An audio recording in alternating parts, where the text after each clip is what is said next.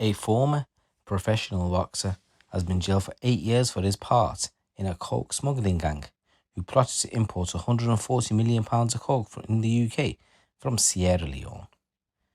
Ex-British Masters light heavyweight champion Carl Dynamite Dilks used EncroChat, an encrypted communication platform, to traffic wholesale quantities of coke before the network was infiltrated by French police during 2020.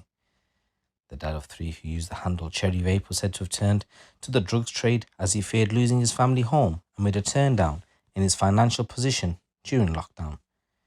He is now facing 8 years behind bars despite apparently only reaping paltry rewards from his criminality. Liverpool Crown Court heard that Dilks worked as a commodities broker in the supply of drugs via EncroChat together with his associate Darren Schofield, a gang leader known as Thor. The 41-year-old defendant also directed others, including Neil Maguire, the user of the account Holy Book, to collect and deliver illicit Class A substances and thousands of pounds in cash. The message showed his involvement in discussions to supply at least 8 kilos of coke with the likes of Golden Lad Phone Fixer and Five Fingers, leading to his arrest at his home address on November the 29th, 2023. Prosecutor Alex Langhorne said the Crown says that he was his own man operating his own deals as and when he chose. The defence told the court it is incomprehensible to all who know Carl Dilks that he has found himself in this position today. Said, Your Honour has numerous letters written on behalf of those who know him best, and these are the reflections of the man Carl Dilks really is. Said, I do submit that he was only involved for a very short period of time. He was not someone who was part of a wider crime syndicate in cahoots with those who are criminally sophisticated. Also added that he was not a member of the gang and that everything he did was at the request of Darren Schofield. He continued, none of the coke was his, it belonged to others. Prosecution accepted that Carl Dilks is not only as criminally sophisticated as many others who have already been dealt as part of this case. He said, I'm not going to suggest that the role played by Mr. Dilks was a very limited one for a limited time. Schofield admitted importing 1.3 tonnes and was sentenced to more than 20 years behind bars at Liverpool Crown Court, while Maguire also admitted conspiracy supply for the group. He was involved in supplying multi-kilo amounts of coke between 2020 and 2023 and was sentenced to 11 years and 4 months.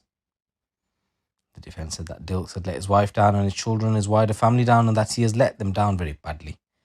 Said, Your Honour, you will see the anger but also the love and support which is apparent from her letter. He has let them down in a way which is far worse than any financial hardship that lockdown could have brought.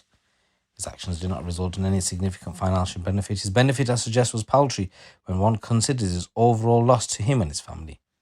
His benefit was hundreds and not thousands, and certainly not hundreds of thousands. The lavish lifestyle he had, the house he had, does not bear someone with a dealing lifestyle. He has a modest family home. He and his wife work everything up until this point. Him and his wife earns went on the bills, family home and children, and his children and his wife are his only concern. She did not know what he was up to.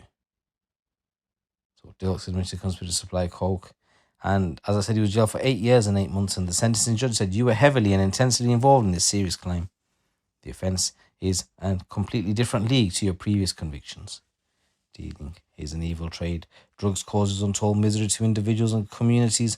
Drug abuse leads to considerable acquisitive crime and violence, often lethal violence. You voluntarily and enthusiastically entered this society.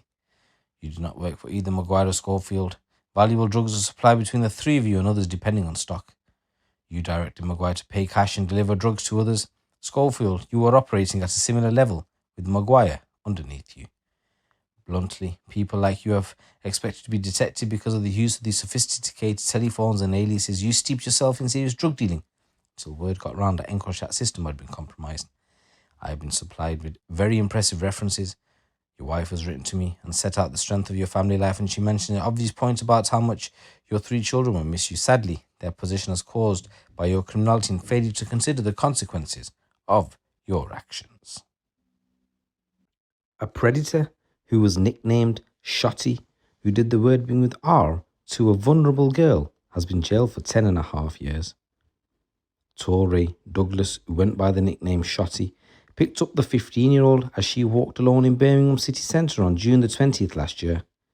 He bought her something to eat and they exchanged messages to meet at his bedsit the same night. Birmingham Crown Court heard she was in the care of Birmingham City Council and had run away from a centre on the night of the attack. Staff alerted police, who tracked her phone to Douglas's HMO bedsit, where they were found in bed together.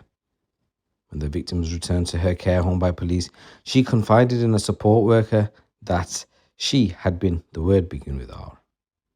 Following a trial, Douglas of Bawdsey Green was found guilty of one charge of R and one of assault by penetration. At his sentencing hearing, the prosecutor said the victim told Douglas no when he said they were going to do it. The prosecutor said he then proceeded to essay her. At the time, he knew she was 15 and he knew she was vulnerable.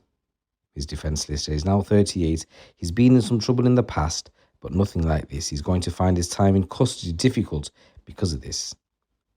Sentencing Douglas Judge Sarah Buckingham said the victim had been left feeling anxious, cautious and scared in the company of men.